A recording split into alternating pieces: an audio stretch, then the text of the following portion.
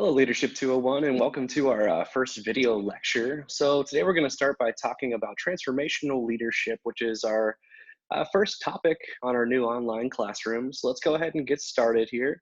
Let me just get 1 second to get my technology working for you.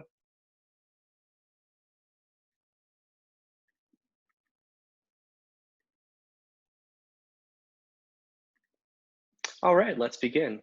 So today we're going to go over transformational leadership, some of the key points from it. So talk about the perspective of transformational leadership, the model of transformational leadership, some of the factors that go into it, the entire leadership model, also some of the other perspectives and what we call additive effects of transformational leadership. So let's first go ahead and define transformational leadership a little bit. And first, it's cool to note that transformational leadership, again, really emphasizes that process. So transformational leadership is a process that really changes and transforms individuals, both in the aspect of leaders and followers. So for one of the first times, we really start to see this rotation where both leaders and followers are impacted equally by some of the leadership that occurs. Also, it's really important to understand that influence is a big part of this. We could go back to our initial Northhouse definition, um, where leadership is a process where an individual influences a group of individuals. We have this influence here. So transformational leadership really involves a really great form of influence that moves a follower to accomplish more than what is usually expected. And really, some of the core elements that ride along with this are the ideas of emotions, values, ethics, standards, and overall long term goals of the followers. And this is really a wide encompassing approach in transformational leadership because it describes a really wide range of leadership influence. And this whole idea of a transformational process is what we're going to talk about today. So let's first talk about the work of a guy named James McGregor Burns. So back in 1978, he defined three different types of leadership. The first is transactional. So transactional leadership is really that exchange that occurs between a leader and a follower. I like to think of a transactional just like going to the grocery store and checking out. You're buying a can of soup at the grocery store. You have $20 or however much it costs. You give the cashier your money. You get to take something away from it. So in the really simplest form, transactional leadership is really a transaction. It's really a one-way street. You do something for me, I do something for you, and nothing really else outside of that. Burns then define what we call pseudo-transformational. So transformational leadership on its own, we'll have a different definition here, but pseudo-transformational is whenever a leader really focuses on their own interests rather than those of their follower, but on the face, it may seem like they're trying to do something good. So we'll talk a little bit later about some ideas of pseudo-transformational leadership where we maybe talk about somebody like Adolf Hitler, who was in a leadership component, an exceptional leader, but obviously did some really terrible things and motivated people to do some really terrible things. But the last definition, and the one that we're really focusing on overall today, is transformational leadership. So, transformational leadership is a process of engaging with others to create a connection that increases motivation and morality in both the leader and the follower. And that's really how Burns defined it in his initial work. And Burns still, his work is very relevant today when we talk about transformational leadership. So, when we talk about transactional leadership, let's dive in a little bit here more just to give a couple more examples. Again, transactional leadership really focuses on those exchanges that occur between the leaders and their followers. So, for example, if a politician promises, no new taxes and they're running for office, they're going to get votes. If you turn in an assignment to your professor, you're going to get a grade. That's a transaction between us. And then also, if you're in the workplace and you have a goal set for you and you surpass that goal, you're going to get a promotion, a raise, some type of monetary reward, maybe. So, the exchange dimension that is present in transactional leadership is very prevalent. We can probably think of a million transactions that we partake in a day and don't even think about it really. But let's jump on to what we call pseudo-transformational leadership. So pseudo-transformational leadership is this idea of transforming followers, but in a really negative way. This type of leader is really somebody that maybe is self-consumed, expletive, power-oriented with really warped moral values that are really focusing on their own interests instead of those of their followers. And think of somebody in this case like Adolf Hitler or Saddam Hussein, who led a very strong militaristic or organization that ultimately tried to achieve the goals that they were trying to achieve during their reign. And pseudo-transformational leadership is something very relevant. We do still see it today in a lot of different contexts, in a lot of different countries and other organizations, even some more extremist groups that we do see out there. And this is also a great time to plug a little bit more about our Leadership 301 class, which is the next class in the Leadership Minor, where you actually would have the opportunity to talk a lot about some of the ideas of problems and bad leadership and everything that goes into the leader follower context dynamic when it comes to having bad leaders. So definitely a great class to check out. That's my little plug for that. Let's jump on though. So diving a little bit more into what we call pseudo-transformational, really recently here in 2011, we had another study by a group of individuals by last name Christie, Barling, and Turner. And they really created this model of pseudo-transformational leadership that we reference a lot in critical leadership studies. And they came up with these four different parts to the study that really came up with the results of saying that pseudo-transformational leadership is self-serving. Really, these leaders are unwilling to encourage independent thought in their followers, so they really strive to have that collectivistic groupthink, so they can easily manipulate people. Also, they really exhibit little general caring for others, so very minimal on the care. And also, they use information appeal, so they're really good at rallying individuals to achieve a goal, but they use that to manipulate people into ultimately, you know, advancing their own needs and their own cause. So also let's talk a little bit more about transformational leadership. So that's kind of the whole reason that we're here.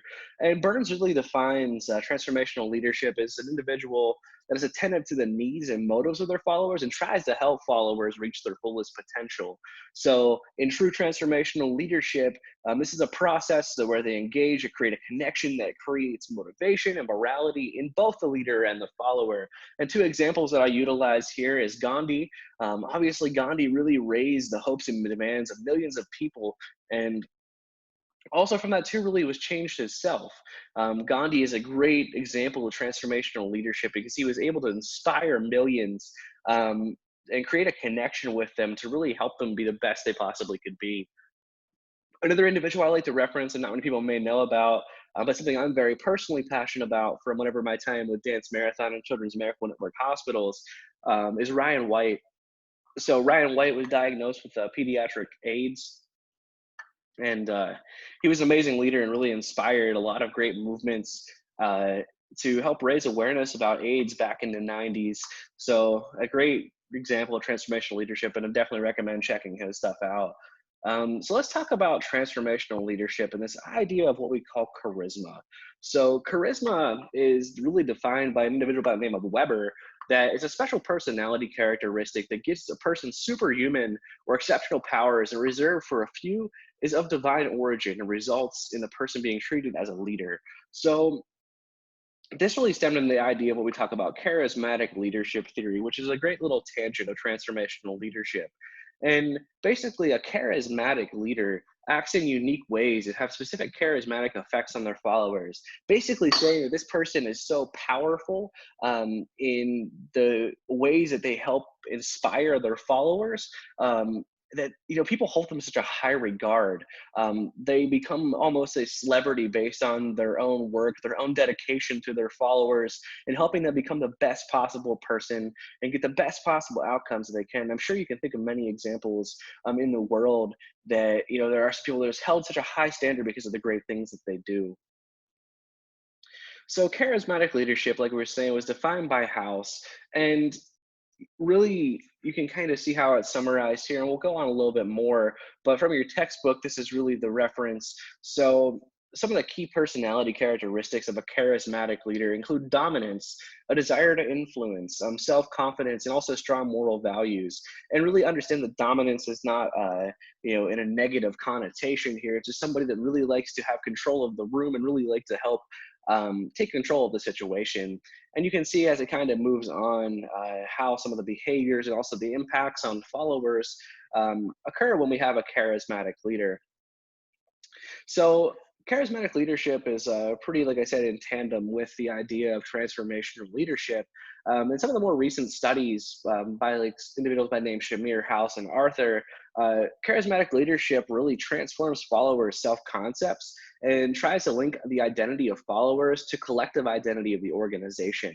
So this is an individual that really takes the ideas that a follower has. It takes an individual and then builds them up to become a part of something greater than themselves, is what I like to describe this as. So this type of leader really forges the link by emphasizing intrinsic rewards and taking an extrinsic, external motivational factors. So really think of this type of person that helps bring the best out in you from within and doesn't really have to, motivate you elsewise. So this type of leader has really high expectations for their followers, and they also really help their followers gain a really high level of self-confidence and self-efficacy because of that. So going back to the model of transformational leadership and how it parallels, there's an individual by the name of Bass back in 1985, and Bass is some of the more modern work that we see now in transformational leadership. And really, a lot of the work that Bass did is kind of expanded upon and refined some of the initial work that was completed by Burns and House.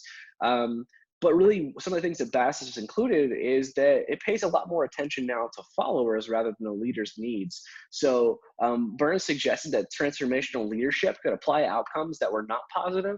And that's kind of where we still see some of the ideas of pseudo-transformational leadership come in. But really, it described transformational and transactional leadership as this continuum, saying that, you can kind of dip in and out of these different styles of leadership, and it's really this spectrum. And Bass also added some extra of merit to House's work by applying this idea of emotional elements, as we talked about earlier in the class year about emotional intelligence and kind of initially Bass is one of the first to really start injecting the ideas of charismatic leadership into transformational leadership. So, um, you know, if we move on here and take a quick look, this is the true model that we look at whenever we see transformational leadership. So if we look in the middle, we have transactional leadership. That's our typical day-to-day relationship when we look at most leadership outcomes. On the left, we have transformational leadership, and then on the right, we have laissez-faire leadership. So really, the idea of this model and how it is best described is that transformational leadership really motivates followers beyond the expectation by raising consciousness about the value and importance of specific idealized goals, really transcending self-interest for the good of the team or the organization, and addressing those higher level needs. But again, it's really important to pay a heed to the fact that we just talked about this is a spectrum, and sometimes, leaders and followers in the overall process can kind of dip in and out of these per se. So if we look at this grid, there is actually a pretty cool model that we'll talk about here in a second about transformational leadership factors. So as you can see, this is a 7-factor model and includes some certain categories and characteristics on each of the factors here. But we'll jump in here. This is just another way of looking at it. So we have what we call the 4 I's, which we'll talk about here in the middle. And it's really a spectrum of effective versus ineffective and active versus passive. This is really something good to kind of look at. And your textbook does a really good job of explaining it. I really won't be assessing you on this particular grid, but it's still great to have some understanding for. So let's talk about what we call the 4 I's. And this parallels to actually what I was just showing you in a different diagram. But the 4 I's is really the essence of transformational leadership and some of the factors that really go into what we talk about when we look at leaders that are transformational in nature. And the 4 I's is a very important concept and something that you'll still see a lot in an organizational context today. The first of the 4 I's is what we call idealized influence. So idealized influence is a leader that is really that strong role model. They have really high standards of both moral and ethical conduct, and they want to make others follow their vision. So this is the type of person that really rallies the troops, as I like to call it. They become a really good role model. They are the person that actually gets the boots on the ground. They do the work their followers are doing. Nothing is below them. So it's a great type of leadership where they really want to make people follow them by example. The next one we talk about is inspirational motivation. So this type of transformational leadership factor is really the one where we're communicating those really high expectations to our followers, and we're inspiring the followers to commit and to engage in the shared vision that we've created for them. using symbols and emotional appeals to focus group members to achieve more than self-interest. So I really like to think of this type of person as, the motivational speaker, the really inspirational speaker. If you ever had the time to like sit and listen to a great TED talk, you walk away feeling like, you can change the world because of this type of person that's really able to get you rallied around a vision based on the words that they choose, the emotional appeals that they deliver. This person is really great, and ultimately being a salesperson for a good culture for the organization's vision. And that's by no means saying it's a bad thing. This type of person is really great at engaging their followers and developing them and getting them towards what we call that shared vision. So the other two of the four I's, the next one is intellectual stimulation. This one is really when the leader stimulates followers to be creative and innovative, and really kind of always is challenging the status quo of the followers' beliefs and their values of that leader and the organization. But they're really heavily emphasizing on supporting the followers to try new things and develop innovative ways of dealing with the issues in the organization. Um, in intellectual stimulation, the leader really provides a lot of the reins to the follower and has a lot of that autonomy to, push the limit and try a lot of different ways of doing things, ultimately for the better of the organization. So this type of leader is still really good at stimulating their followers and really getting them engaged in the values and belief systems of the organization. But this person really uses the mind as one of the greatest tools to transform their followers because they give them a lot of the power because of instilling so much self-confidence and self-efficacy in them that they become have that opportunity to really do some great things. And the next one is individualized consideration. This is a very important factor to the idea of transformational leadership. Individualized consideration is really when the follower listens carefully to, when the leader really listens carefully to the needs of the follower, and they're really that coach or that mentor. They're really helping them become what we call self-actualization, and really help them grow through a lot of the personal trials and tribulations that they have, and being really optimistic to help those employees, help those followers achieve the goal on their own. This factor of transformational leadership is very important as well because it's very little about nurturing and help bringing somebody into the organization, making them feel welcome and helping them develop themselves into something great, ultimately to achieve this shared vision. So just to kind of also summarize here a little bit more about what we call the additive effect and some of the really great things about transformational leadership in organizations. First and foremost, transformational leadership is great because it really gives an impact on the employee's performance and the profit of the company.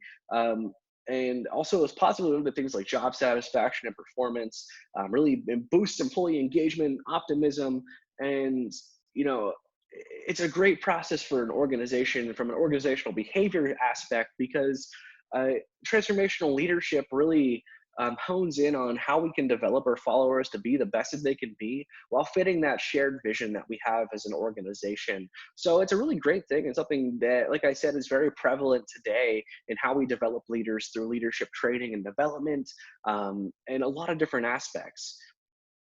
So let's look at a couple more factors here that we go back to that initial model that I was showing you there, and some other things that we call contingent reward. So there's some factors of transactional leadership now. If we jump back to the transactional, that we look at these two. So contingent reward is really the exchange process between leaders and followers, in which effort by followers exchange for specific rewards. So like I said, that's that true transaction. Like I was saying earlier, if this person was running for senator and they promised no new taxes, well, in return, people were giving them their votes as um, as the followers. And another example here is like how much a child can watch after practicing piano or doing something of that regard. There's really a contingent reward based on the follower doing something for the leader, and or vice versa. Another part of transactional leadership is what we call management by exception, or MBE. Leadership in this sense is really something that involves, corrective criticism, negative feedback, and negative reinforcement. So there's two types of what we call management by exception. And the first one is active. So this is where the leader or the manager in this sense really watches the follower closely to identify mistakes and rule violations. So think of this as somebody that's really, up in your grill, supervising you. We probably all had a type of manager that's very micromanaging. That'd be a great way to say it. And another thing is also passive management by exception, where the leader really only intervenes after standards have not been met or problems have arisen. So thinking of it, if you haven't met your goal for the day, this type of leader is going to then call you into the office and kind of give you some bad feedback, maybe even help correctively criticize you. Um, to help do better the next day. But ultimately, a lot of this time, it's really some negative feedback, negative reinforcement, and management by exception, because that too is a transactional process and not so much transformational. Because the follower is still doing something, and the leader is just kind of there to put negative reinforcement, negative feedback, negative reward, if we could even call it, instead. So the last part of this model, and like I was kind of alluding to earlier, it's a three-factor model. So transformational, transactional, and then the non-leadership factor, or laissez-faire leadership, which we call the absence of leadership. So really, this is the what we call the let thing ride approach. The leader really doesn't do anything. This refers to a leader that really, abdicates their responsibility, delays their decision making, doesn't give any feedback. And really makes little effort to help followers satisfy their needs. But the great caveat to this is to understand that sometimes this is actually a good thing, because it could be a strategic choice from a leader to acknowledge the disability of the subordinates and their ability to do things. So I know in a couple of weeks ago we talked about um, kind of the Blake Mooten grid, and how sometimes, having that hands-off approach, maybe more of that high relation or that lower task, but maybe also giving the opportunity for others to get involved, and also looking a little bit more on some of the Hersey and Blanchard work that we talked about, where we have really high performing individuals, letting them take ownership of getting the work done. This kind of rides here as well. So that non-leadership factor isn't always a negative thing. Sometimes it also does include strategic decisions to really help the leader acknowledge their subordinates' capabilities. So if we look at all of this and look at transformational leadership and kind of brings it all together here. So really looking at the four I's of transformational leadership, uh, they really help bring performance beyond expectations. And then also, but if we look at transactional leadership, really we have contingent rewards or management by exception. Those lead to the expected outcomes, and then ultimately prescribe performance beyond the expectations. So now looking and just kind of discussing here briefly, we look at the work of Bennis and Nanis in 1985, and they really created the idea of four strategies in transforming organizations. So a good leader in an organizational context needs to create a clear vision of the organization's future state. A good transformational leader in this aspect is what we call a social architect of the organization. So creating like that culture, creating a lot of the social norms that we see in an organization, really kind of creating the strategy to drive the organization into the future. And this type of leader really creates trust by making their position known and standing by it. So being really convicted in their viewpoints and really help rallying the followers and rallying the organization to get the best possible outcomes. This type of leader also what we call creatively deploys themselves through positive self-regard. So being creative and really using positivity to help bring them into a better light in the organization, but be that advocate for individuals is also really important. So another thing is Kouzes and Posner. This is a really prevalent thing in how we do training still in the organizations today. You may see this as a couple other things, but there's a 5 fundamental practices, what we call model the way, inspire a shared vision, challenge the process, enable others to act, and encourage the heart. I actually included a link on eCampus to give you some more insight to this, but definitely would recommend checking it out. So this is, like I said, really just an overview of transformational leadership, and really didn't dive into a lot of the deep things of it, but some of the strengths and really the focus of this, like we were saying, is transformational leadership really describes how leaders can initiate, develop, and carry out significant changes in the organization. Transformational leaderships really empower and nurture followers. They stimulate change by becoming these strong role models. They create that common vision, require leaders to really become social architects, and they really build trust and foster collaboration with their followers. So just some of the strengths here that I would like to share with you of transformational leadership is that it's been broadly researched. And I mean, transformational leadership is everywhere, and this is great because prominent leaders and CEOs have been researched on this, and it's very appealing. So transformational leadership makes sense. It's kind of the right thing to do per se. and it's really focused on the process. So it's an exchange between leaders and followers, and there's not really one component that's better than the other. Um, but it's really expansive in the sense too that it provides this really broad view of leadership and really other leadership models, and contributes to the actual growth of the leader. And really places an emphasis on the needs, the values, and morals of both the organization and the followers, and ultimately is really effective. Some things that are criticized about transformational leaderships, and some of these you can either agree or disagree with.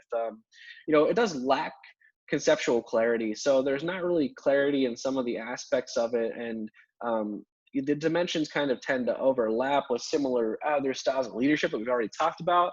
Um, the initial study was something called the MLQ, which did a lot of the leadership questionnaires for transformational leadership.